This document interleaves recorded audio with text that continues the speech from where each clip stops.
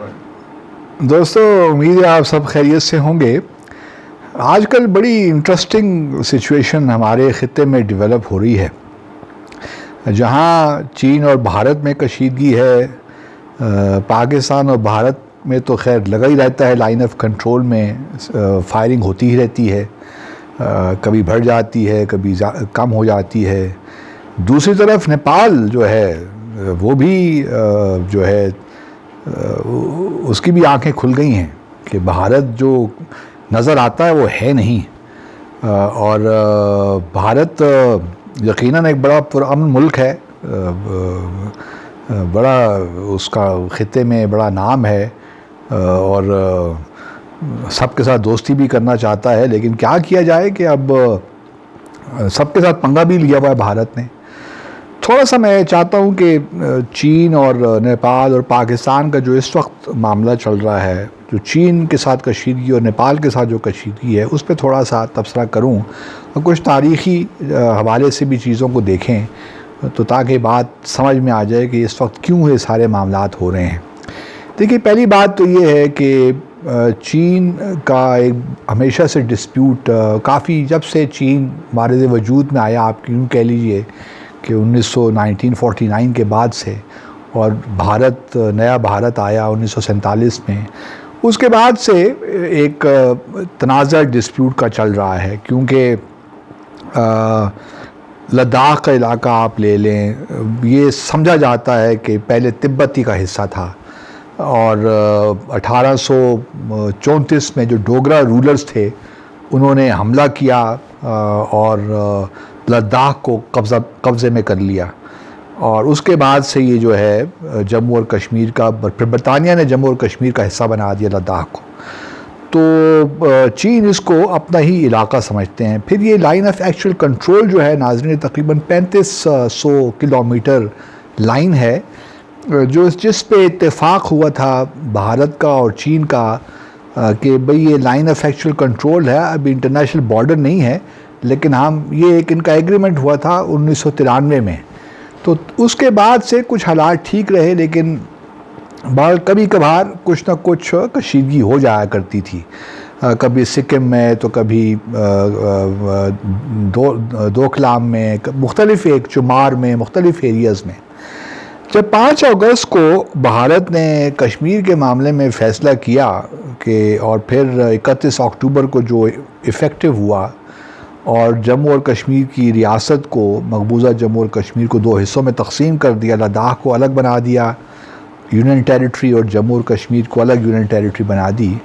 तो उसके बाद से चीन जो है वो भी, क्योंकि एक लिहाज से जम्मू और कश्मीर डिस्प्यूट का हिस्सा है, क्योंकि 1963 में नाज़रीन, मार्च 2063 में पाकिस्तान और चीन ने एक एग्रीमेंट किया जिसको हम पाकिस्तान चाइना बाउंड्री एग्रीमेंट कहते हैं, जिसके तहत हमने, जो चीन क्लेम करता था कि ये उसकी टेरिटरी है, हमने कुछ उनको टेरिटरी दे दी, जो ऊपर नॉर्थ में, नॉर्थ कश्मीर में, और जो कुछ टेरिटरी हमें भी मिल गई, लेकिन हमने उनके साथ ये जो है मामला ठीक कर लिया, बॉर्डर एग्रीमेंट। लेकिन उसी बाउंड्री एग्रीमेंट में एक क्लॉज है, आर्टिकल 6, जो उस एग्रीमेंट का आर्टिकल 6 है, वो ये कहता है कि ये जो एग्रीमेंट पाकिस्तान और चाइना के दरमियान हुआ, ये काइंड ऑफ टेम्परेरी एग्रीमेंट है। जब कश्मीरियों का उनका हक़ खुद इरादियत मिल जाएगा, तो जो भी, अगर हक़ खुद इरादियत का जो फ़ैसला है वो कश्मीरी भारत के हक़ में करते हैं, तो फिर ये एग्रीमेंट रीओपन होगा और फिर उस हिसाब से नया बाउंड्री एग्रीमेंट भारत के साथ किया जाएगा। लेकिन अगर कश्मीरी पाकिस्तान के हक़ में फ़ैसला करते हैं, तो फिर जो एग्रीमेंट है 1963 का, यही इम्प्लीमेंट होगा, क्योंकि पाकिस्तान तो ऑलरेडी जो दे चुका है सो दे चुका है, इसलिए दोबारा इसको निगोशिएट करने की ज़रूरत नहीं पड़ेगी। तो हमने ये क्लॉज़ भी उसमें रखी हुई है, ताकि अगर कश्मीरी भारत के हक़ में फ़ैसला करते हैं तो फिर ये रीओपन होगा। तो हमारा देखिए सिंसेरिटी ऑफ पर्पस क्या हमेशा से रहा है। तो जब से भारत ने ये फ़ैसला किया लद्दाख को एक अलग टेरिटरी बनाया, तो चीन में ऑब्वियसली कंसर्न्स रेज़ हुए कि भाई ये क्या कर रहे हैं, ये तो बड़ी ज़्यादती हो रही है, क्योंकि लद्दाख तो उनका जो है इलाका है और भारत जो है इसको एकतरफ़ा तौर पे और गैर कानूनी तौर पे तब्दील कर रहा है, और ये सारा जो यूएन की रेजोल्यूशंस हैं उनके ख़िलाफ़ है, इंटरनेशनल कानून के ख़िलाफ़ है, तो उनको ऑब्वियसली कंसर्न्स उनके रेज़ हुए। फिर दूसरी बात ये है कि काफ़ी अरसे से भारत एक तकरीबन 255 किलोमीटर उन्होंने एक सड़क बनाई है, दरबूक शियाक दौलत बेग कुछ नाम है, ओल्डी, ये एक सड़क है 255 किलोमीटर। और फिर वहाँ उन्होंने एक एयर स्ट्रिप भी बना रखी है जो कि C-130 जहाज़ भी वहाँ लैंड कर सकते हैं। और ये इलाका बिल्कुल नाज़रीन कराकोरम पास से तकरीबन बहुत ही करीब है, आप यूँ समझ लीजिए कि 8-10 मील के फासले पे होगा।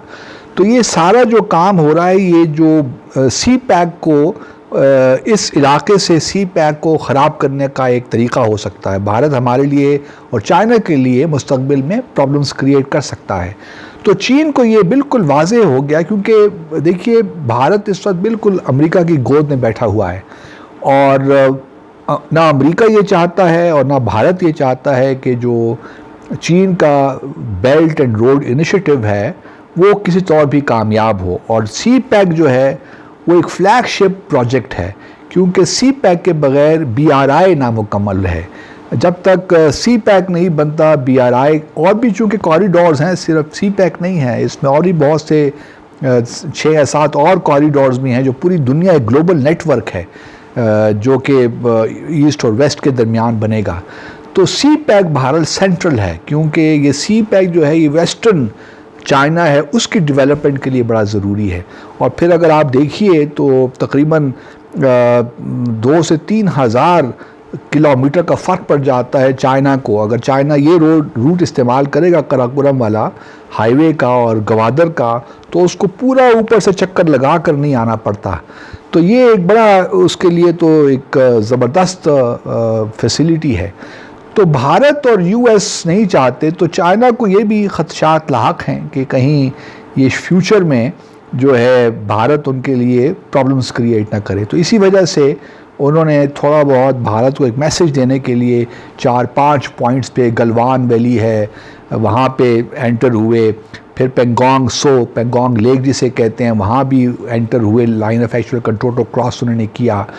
इसी तरह हॉट स्प्रिंग का जो इलाका है, तो इन मुख्तलिफ़ इलाक़ों में उन्होंने अब अपने आप को वो कुछ इलाके उन्होंने ले लिए हैं और एक मैसेज दिया है भारत को कि आप ठीक हो जाइए, वरना ये बड़ा मामला आपके लिए ख़राब हो जाएगा। मैं ज़ाती तौर पे पहले भी कई बार यहाँ तो नहीं, शायद और दूसरे चैनल से मैं कह चुका हूँ कि पाकिस्तान को एक मौका मिला था 1962 में कि जब भारत और चीन की वॉर हो रही थी, तो उस वक्त हमारे लिए मौका था कि हम मकबूजा जम्मू और कश्मीर में घुस जाते। उस वक्त भारत की कैपेसिटी भी नहीं थी कि वो 2 फ्रंट वॉर हमारे साथ करता। तो आज जम्मू और कश्मीर के लोग हमारे साथ होते, आज़ाद होते। अब देखिए अब भी वो सूरत हाल बन सकती है बुनियादी तौर पर, मैं समझता हूँ, लेकिन अगर चाइना के साथ हम कुछ कोलैबोरेशन करें। अब तो देखिए नेपाल भी जो है वहाँ भी मसला हो गया है। नेपाल ने भी कल जो है उनकी पार्लियामेंट ने एक नया आइन में तब्दीलियाँ की हैं, और जिसके तहत जो इलाके डिस्प्यूटेड हैं भारत के साथ, जिसमें लिपुलेख, काला पानी और लिम्पियाधुरा, ये 3 इलाके जो हैं उन्होंने अपने कॉन्स्टिट्यूशन अमेंडमेंट करके उनको डिक्लेयर कर दिया है कि नेपाल के ये ज़मीन है, ये नेपाल की टेरिटरी है। और भारत ने बड़ी चालाकी के साथ ख़ास तौर पे लिपुलेख में एक, जो मैंने पहले भी अपनी एक यूट्यूब के एक वीडियो में ज़िक्र किया था, कि उन्होंने बड़ी होशियारी के साथ एक रोड यहाँ बना दिया 70-80 किलोमीटर का, ताकि वो जो मानसरोवर यात्रा है जो तिब्बत में होती है वहाँ पे जाने के लिए रास्ता उन्होंने बना दिया बग़ैर, और ये डिस्प्यूटेड टेरिटरी है, कम से कम नेपाल को आप कॉन्फिडेंस में लेते, और क्लेम ये करते हैं कि मानसरोवर जो झील है वहाँ पे आप नहा लें तो आप पवित्र हो जाएंगे। और जो माउंट कैलाश है तकरीबन 6000 मीटर की बुलंदी पे, वहाँ पे अगर उनके बकौल लॉर्ड शिवा वहाँ रहते हैं, तो ये मानसरोवर जो यात्रा है ये बड़ी अहमियत की हामिल है हिंदू मज़हब में, और हिंदू पूरी दुनिया से इस यात्रा के लिए आते हैं। तो उस यात्रा, क्योंकि बड़ा दुश्वार गुजार रास्ता है नाज़रीन, तो भारत ने ये सोचा कि इस रास्ते को कम करने के लिए 70-80 किलोमीटर कम करने के लिए एक रोड बनाया जाए लिपू लेक और इन ये डिस्प्यूटेड जो एरियाज़ हैं। तो नेपाल अब जो है वो भी गुस्से में है कि ये भारत ने क्या किया। तो ये तमाम चीज़ें जो हैं भारत की अपनी एक स्ट्रैटेजी है और उसके पीछे यकीनन अमेरिका खड़ा है। लेकिन मेरा अपना ख्याल ये है कि अभी जो भारत ने चीन ने जो अंदर आ गया है अब वापस नहीं जाएगा, कम से कम कुछ इलाकों में तो वो अब रहेगा, क्योंकि उसने भारत कुछ भी नहीं कर सकेगा। भारत जो है वो चीन के साथ वो एक नफसियाती तौर पे चीन के ज़ेर असर है, क्योंकि 1962 में जिस तरह चीन ने भारत की पिटाई की है वो नफसियाती तौर पे दबे हुए हैं और फिर उनको ये भी ख़तरा लाहक होगा कि कहीं Pakistan two front war situation create ना करे। तो भारत इसको कोशिश यही करेगा कि धीरे धीरे डिसंगेजमेंट हो जाए, लेकिन जो इलाके इस वक्त चीन ने ले लिए हैं वो अब चीन के पास ही रहेंगे और अब ये नेगोशिएशंस होती रहेंगी। लेकिन मेरा अपना ख्याल है कि चीन भी इसको एस्केलेट ज़्यादा नहीं करेगा, बस जहाँ उसने कब्ज़ा कर लिया, मैसेज उन्होंने देना था भारत को वो दे दिया। अब देखते हैं कि आगे किस तरह हालात बदलते हैं या किस तरह हालात नया शेप लेते हैं। लेकिन ओवरऑल मैंने कहा कि आपके साथ थोड़ा सा पस मंज़र में ये शेयर कर लूँ। उम्मीद है आपको ये वीडियो पसंद आई होगी, इसको शेयर करें। आपका बहुत बहुत शुक्रिया।